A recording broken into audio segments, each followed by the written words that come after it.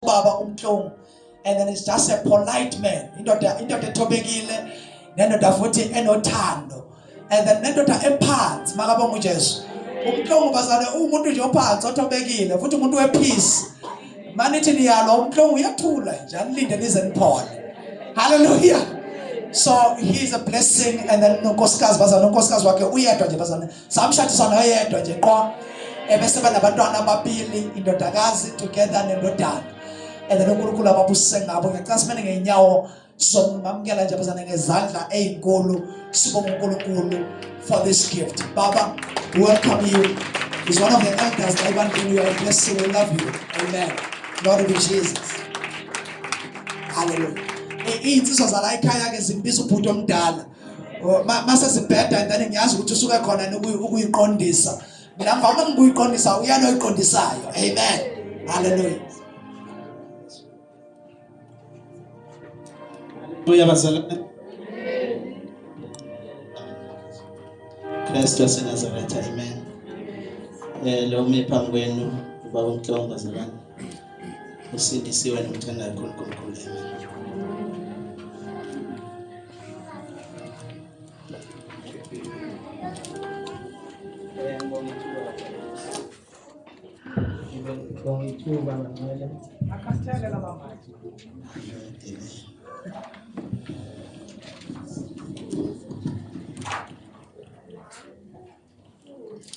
Amen.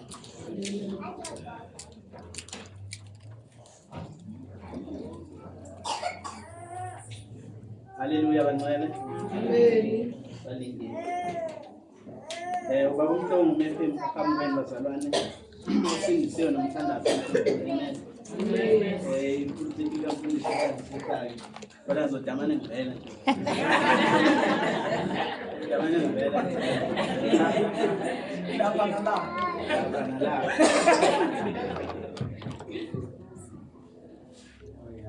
Ngibingelela umfundisi bazalwane nomndeni wakhe umfundisi Masuku, overseer of the church, amen.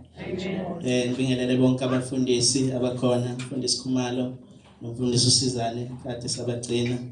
Ngibingelele bonke abazalwane, omama, obaba, insizwa neyintombi, amen. Ngibingelele neSunday school ne-worship team na noMageba ne-team yakhe, amen. Ngiyabonga lethuba bazalwane. Umfundisi wangitshela kudala ukuthi ngizoshare. Manje intshumayelo zafika zahamba. Ngithembele ngiphethe namhlanje ukuthi yona izoba yona, amen. Ngizocela sivule lapha ku Luke 22.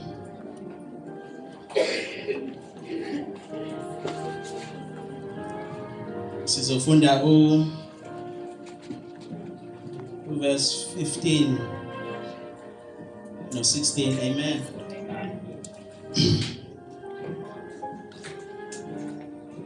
Wayesethi kubo, bengilangazelela nokulangazelela okukhulu ukuba ngidle leli Phasika nani ngingakahlupheki. Verse 16, ngokuba ngithi kini angisayi kulidla futhi kuze kufezeke inhloso yalo embusweni kaNkulunkulu, amen. Kuze kufezeke inhloso yalo embusweni kaNkulunkulu, amen. Sibazile abashumayeli beshumayela lapha phambi kwethu bazalwane. Iyodwa into egqamayo kakhulu ukuthi kunento esabuya nayo ephasikeni lahlatshwa elinguKristu Jesu, amen. There's something as I possess. There's something as I win. There's a substance ekhona, amen. Ngoba ubezwe bememezela nje ubuhle bokufelwa uJesu esiphambanweni, ngoba ubezwe bememezela nje ubuhle kokwamukela uJesu njengenkosi nomsindisi. Kusho kona ukuthi when he died on the cross kwangasiyo nje into encane, kepha kwakuyinto ebalekile kakhulu ongafanele sikhohle, amen. Ngoba kuyiphasika nje bazalwane. Angiqalela bazalwane. Ngizocela sizokhuluma ngaphansi kwesihloko esithi be reconciled to God. Buyisana noNkulunkulu. Now, iphasika ngoba kuyiphasika nje bazalwane. We first find the word elithi iPassover sithola lapha encwadini kaExodus.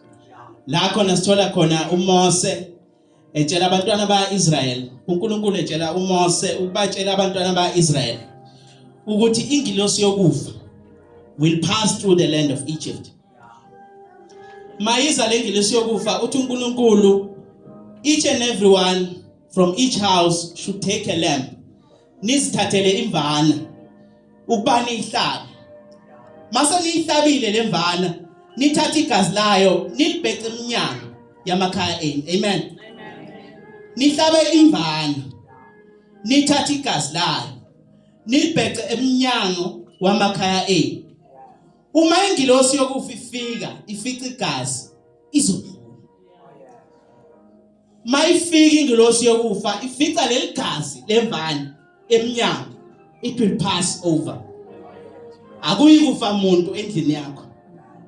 uNkulunkulu ngaleso sikhathi wayekhipha abantwana baIsrael eGibhithe. That was the 10th plague uNkulunkulu ayenze eGibhithe ekhipha abantwana bakhe ebugqileni. Amen. Now uthi uNkulunkulu kubantwana baIsrael, leli phasika leli anolibungaza lolusuku. Celebrate it for generations to come. Because in this day ngabakhulula abantwana bami ebugqileni. Amen. Uthi celebrate it for generations to come. Bayothi mabebuza abantwana benu ukuthi kwakwenze njani, bese niyabatshela ukuthi ngalolu suku kwakunje uNkulunkulu esikhiphe ebugqileni baseGibhithe. Amen. Linjalo iphasika bazalwane. That is what we obtained. That is what we got from God. Amen. Uthi uNkulunkulu celebrate it. Zintathu izinto ezicelebratewayo eGibhithe celebratewa through iphasika. Ba celebrate ukuthi uNkulunkulu wasindisa the firstborns of Israel through this lamb and through the blood of the lamb. Amen. Ba celebrate futhi ukuthi uNkulunkulu wabakhulula ebugqileni. Wabakhulula ehluphekeni, wabakhulula ekufeni. Amen. Okwesithathu ba celebrate ukuthi uNkulunkulu wabakhipha eGibhithe. Amen. And then babheka to the promised land. Esithembisweni sikaNkulunkulu.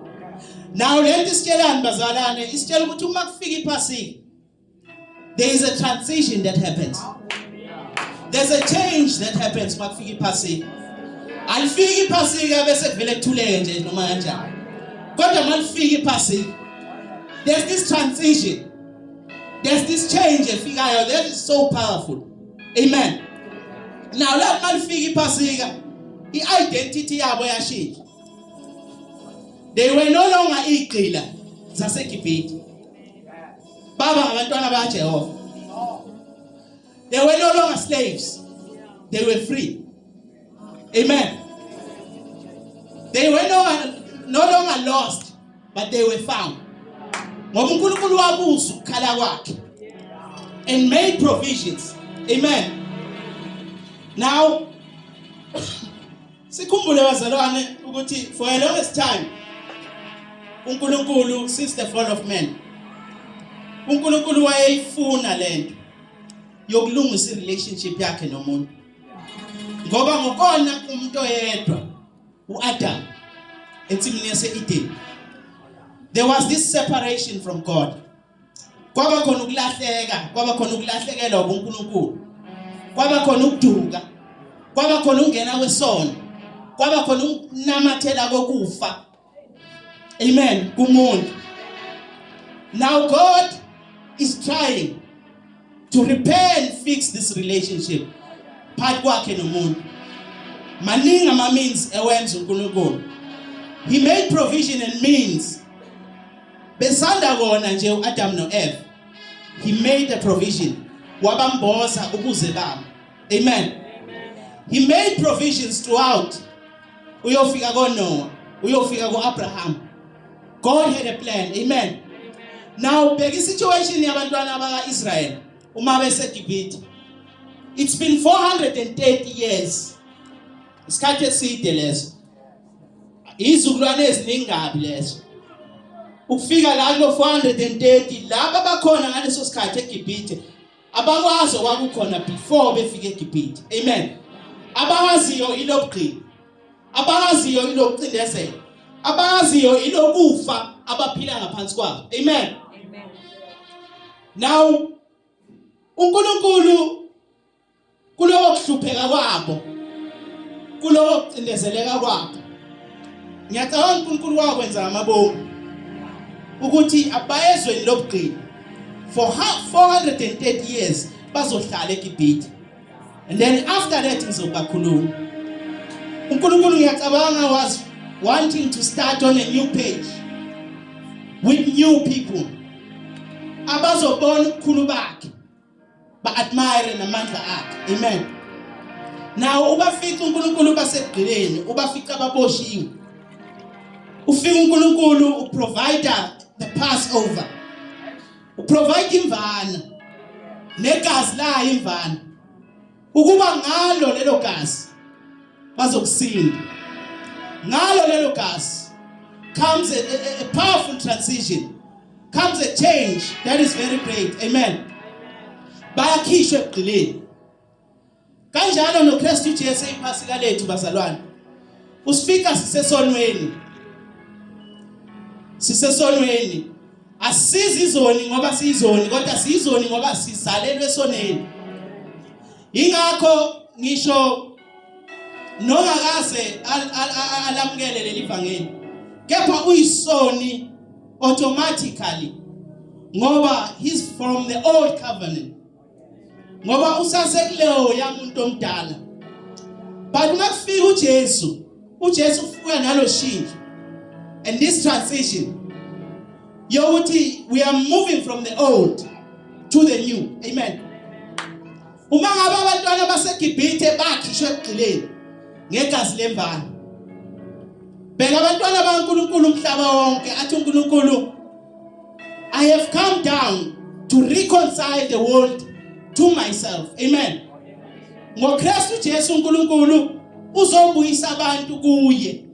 Uzowenza inkonzo yokubuyisana phakathi kwakhe nabantu bakhe. Amen. Asivuleni 2 Corinthians bazalwane. Chapter 5.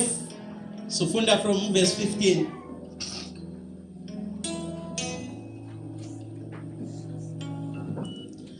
Now, salvation bazalwane. Salvation is not just ukuthethelelwa kwezona. But salvation is an identity transformation. Ngamanye amazwi kusho ukuthi mawusumamukele lo Jesu Kristu njengenkosi nomsindisi, awusafana nakuqala. Amen. Amen. Ungaya esibukweni mhlambe sona sikutshela ukuthi usaseyilo umuntu wayizo. Kepha ngoba uJesu esefile esiphambanweni, efela mina nawe, wamamukela njengenkosi nomsindisi, you are no longer the same.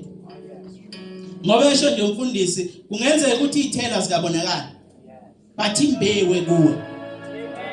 Imbewe kuwe. Imbewu yokulunga. Amen. Imbewe kuwe, imbewu yokuphila. Amen.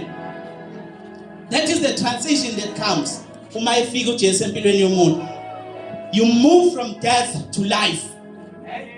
You move from slavery to freedom. Amen.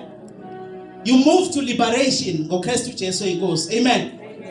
Now iphasika kwakufanele lifezeke. Lafezeka mhla uJesu lengesiphambanweni. Yinhle inkulu kakhulu into esayibanjelwe eCalvary bazalwane. Athi uMpostoli Paul ngiyalangazelela nokulangazelela ukuba ngathi ngingabamba lokhu uJesu angibambele kona. Ukubambeleni uJesu, ukubambeleni this new identity in him. Ukubambeleni ukukhanya from ebumnyameni wakubambela ukukhanya uJesu, wakubambela ukuphila okuphakathi. Amen. You are no longer the same sinner. You are no longer a sinner. uNkulunkulu mayefika empilweni yakho mzalwane, akafika uNkulunkulu afikele ukuzo improve impilo yakho. uNkulunkulu uqala into enje. Amen. Asifunde ku2 Corinthians.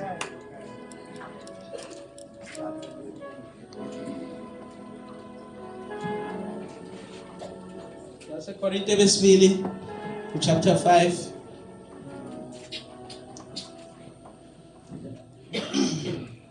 Sifunda from verse 15 nazarani. And he died for all, that those who live should no longer live for themselves. He died for all, so that those who live, they do not live for themselves. Abasaziphileli bona, kepha sebephilela yena. Verse 16. So from now on, we regard no one from the worldly point of view. Though we once regarded Christ in this way, we do so no longer. Verse 17. Therefore, if anyone is in Christ Jesus, he is a new creation. The old is gone, the new has come. Amen. Lithi the old is gone. Therefore, anyone, umuntu mayise kuKristu Jesu, uyisidalwa esisha. Umuntu mayise kuKristu Jesu uyisidalwa esisha. Okwaqala kudlulile. Bheka kuvele okusha. Bheka kuvele okusha. All along uNkulunkulu was repairing, fixing, echibiyele. Wayene-plan yokuthi ziyofika insuku la khona ezoqhamuka with this permanent solution, that is Jesus Christ. Amen. La khona enzokusha. La khona akasachibiyeli any longer. Akasachibiyeli. Usenzokusha. Amen. Wenzokusha. If any man is in Christ Jesus, he is a new creature. Now mawisdale sisha kungenzeka ukuthi wena wabona ukuthi uyisidala esisha, but ngokaNkulunkulu wena uyisidala esisha ngoba mawuqhamuka you reflect Christ. Ngokufa kaJesu Kristu wambatha ukulunga kaKristu. Akusekho ukulahla kulabo abaku Kristu Jesu. Amen. So you have to come to a realization yokuthi umbathisiwe, umbathisa uKristu, umbathisa ukulunga, umbathisa ukuphila. Wena awusiko konke uSathane athi uyikho, kepha uyikho konke uNkulunkulu athi uyikho ngoKristu Jesu inkosi. Amen. Isitha singathatha sikubuke sithi awunakusasa, sithi there's no hope. Kepha this new identity osuyithathile. Neyingane ezithula lapha ekhaya khona umfana wami ubethi mayegezwa, mayisanda kugezwa nje, mayeyophumela eminyango kwakhona into ayitholayo azingcolisa. Ngimobserve, ngimbuka, ngimkhuza. But kunento ayenza muva nje ihlukile. Usenokuthi mayegezile aphume ngelikhulu ijubane njengaqala. Kepha athi mayefika lapha ngaphandle bese yama. Alibona udaba. Kodwa kube khona into ekuye ethi cha. Alumfanele udaba.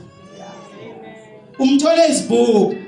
Kodwa ngisheshe ngimphuthume ngoba kodwa there is a realization efikayo kuye ukuthi I'm no longer the same. I am something. Umama mayeke wangenza nje suke sengihlukile. Nawe igazi kaJesu mayeke lakuhlanza. Nawe uKristu mayeke wafika nje empilweni yakho. Usungenye. Wamamkela nje uKristu eyuthatheni. Ngeke uphinde ufane nakuqala. Uzothi noma uyabajoyina okuhamba nabo izolo ngamamkela uKristu. Khona into ezosho mani kuwe ukuthi noma thi uqhubekile wakwenza lokho ukuthi uyokwenza lapho. Kodwa uzoloku ushilo no angisesuye lo muntu. I'm no longer that person. I'm a new creation in Christ. I've got a new identity. I've got a new life. Amen. Now the new creation kaNkulunkulu isebenza from the inside out. Amen. Awubi ngcwele. Awubi new creation ngoba ungcwele. Awubi a new creation ngoba nakho uqale ngoba ngcwele. Kepha ubangcwele ngoba uyi-new creation. Amen. Kungakabonakala ubungcwele bakho manje, kodwa kusazobonakala. It is at work in you. Kuze kuphumele ngaphandle. Amen. Ukuthula angeke ube nakho ungaka-step into this new creation. Izoloku ikuhluphile lento umoya engcwele ongaphakathi kuwe, ekutshela nje ukuthi awuhambi kanje, awungeni la, awenzi lokho. Amen. Because you are a new creation in Christ. Amandla ohamba ngawo wena nabaprofeti bafisa ukuhamba ngawo, bafisa uNkulunkulu ebalunguzisa nje, bakhombisa ngembobo encane, ebakhombisa into ezayo ethi I will dwell with my people. Beyifisa ukuyibona lento, beyifisa ukuyibona lento, beyifisa kuzo zonke imango uNkulunkulu azenza ehamba nami, kodwa bafisa ukubona le wena onayo manje. Uma umuntu ekuKristu Jesu uyisidalwa esisha, bheka wakudala kudlulile, sekuvele okusha, kuvelile okusha, sekukhona. Wanyonyoba uNicodemus wayobuza kuJesu ukuthi fanele ngenze njani ukuze ngene umbuso kaNkulunkulu. Wathi uJesu Kristu fanele uzalwe kabusha, be born again. Wathi uNicodemus, kanjani? Ngibuyela kanjani eswini nasesibelethweni sikamama? Wamchazela uJesu, wathi uzalwe umoya kungumoya. Amen. Uzalwe umoya kungumoya. You are born again. You will never be the same. Unkulunkulu isn't making a better person out of you. Unkulunkulu has brought a better person in you. Amen. No longer the same. No longer the same. Kungabukeka ngathi isono siyazenzela kuwe, but sondela kuJesu. Just realize ukuthi ungubani embusweni kaNkulunkulu. Just realized ukuthi ungubani. Uthi uJesu kunzima ukuthi ubone umbuso kaNkulunkulu ungazalwanga kabusha. Mayethi ubone siyayicabanga ukuthi mhlaye kuwe, kodwa ngibona mina ethi kunzima ukuthi ubone usebenze empilweni yakho ungazalwanga kabusha. Amen.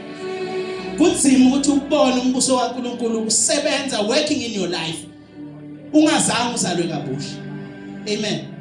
Once wazalwa kabusha, kufika this new life in you, awubusavuma ukudlala edakeni, awubusavuma ukuhlala edakeni. Amen. This transition is what the Passover brought us.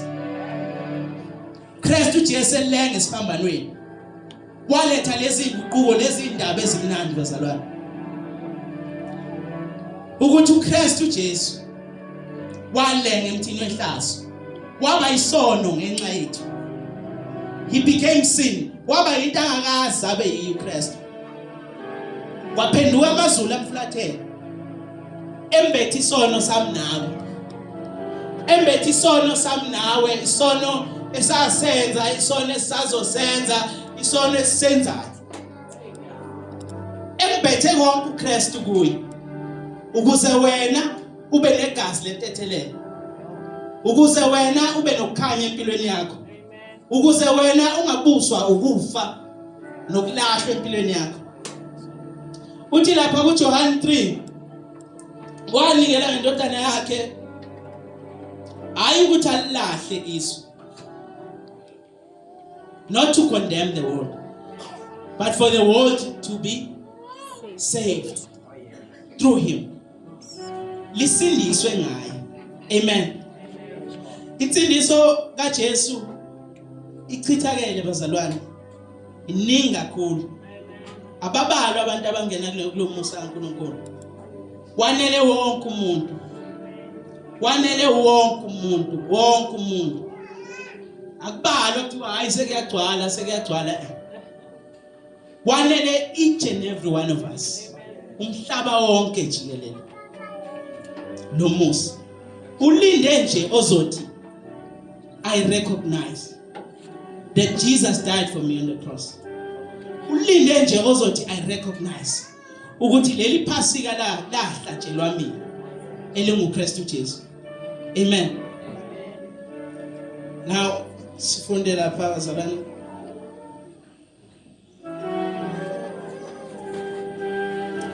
Verse 18.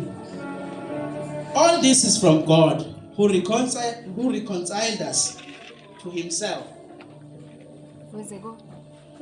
Though Christ gave us the ministry of reconciliation. All this is from God who reconciled us to himself. All this is from God who reconciled us to himself. Uma sikhuluma nge-reconciliation bazalwane, sikhuluma ngokubuyisana. Yake yaba khona i-reconciliation eSouth Africa after isibhicongo sezini. Abantu bebulawa befa. Bebulawela abazali, bebulawela obhuti, bebulawela osisi. Kulwelwa inkululeko. Kwabizwa i-reconciliation. I-reconciliation yayisho ukuthini? Yayisho ukuthi come forward. Come forward, kukhulunywe wonke amaqiniso ezinto ezenzeka ukuze abantu bathole inclosure. Ukuze kube nentethelelo. Abekho ababoshwa, abantu babekhuluma into ezisabekayo. La abadubula khona abantu benquma abantu benza. Unjalo noKristu kule nkonzo yokubuyisana. Aseyenzile ukubabuyisane nathi. uKristu Jesu obizele inkonzo yokubuyisana. Uma ebiza uKristu Jesu le nkonzo uyibiza nje akayikubalela amacala akho. Akayikubalela izono zakho. Ufuna ukubuyisana nje nawe. Ufuna ukupha lo thando, ufuna ukunika lokuphila. Amen. 19. That God was reconciling the world to himself in Christ, not counting men's sins against them. And he has committed to us a message of reconciliation. We are therefore Christ's ambassadors, as though God were making his appeal through us. We implore you in Christ's behalf, be reconciled to God. Buyisana noNkulunkulu. Yona message engiyiphethe namhlanje, be reconciled to God. Buyisana noNkulunkulu. Buyisana noNkulunkulu. Sesukuma nje bazalwane.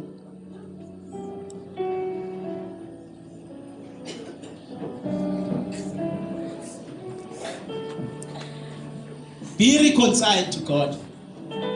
Ngiyazi ngiya-understand abazalwane eside isikhathi. Sike sayenza yaba umsebenzi lento yokusindiswa. Sike sayenza yaba umsebenzi lento yokuhamba noNkulunkulu. Kwangathi uma usumamkelile uJesu kusafanele usebenze uzenze umuntu ongcono. Uzenze umuntu ongcono, uzenze umuntu owamukelekayo. Kodwa kunalento uKristu ayishoyo. Ukuthi when a man is in Christ Jesus, he is a new creature. Uyisidalwa esisha. You know, asikho isidingo sokuthi usebenze wena ukuzenza ngcono. What you need to do is just realize who you are. Realize this new creation in you. Realize. Eside isikhathi ngisho izili yethu nentshisekelo yethu enkulu. Kwaba nesikhathi la yaphelela khona sizama mazwalana sisidakula. Singabona ukuthi ayivele sesenzile. Sizama sisidakula. Iprayer yethu ingokuyisitakula. Sisidakula kungathi umsebenzi awenzile uKristu awuphelele. Kungathi umsebenzi awenzile uKristu kunala ushoda khona. But ngize ne message yokubuyisana noNkulunkulu. Be reconciled to God. You are no longer the same. Jesus is calling all men all men to be reconciled to him. Unibiza nonke uKristu Jesu ukuthi buyisanani naye. You are no longer a sinner. You are a new creation in Christ. Buyisana noNkulunkulu. Uma ikhona othi ngifuna ukubuyisana noNkulunkulu. Ngikhathele ukubaleka. Ngikhathele ukuphila impilo engayiboni.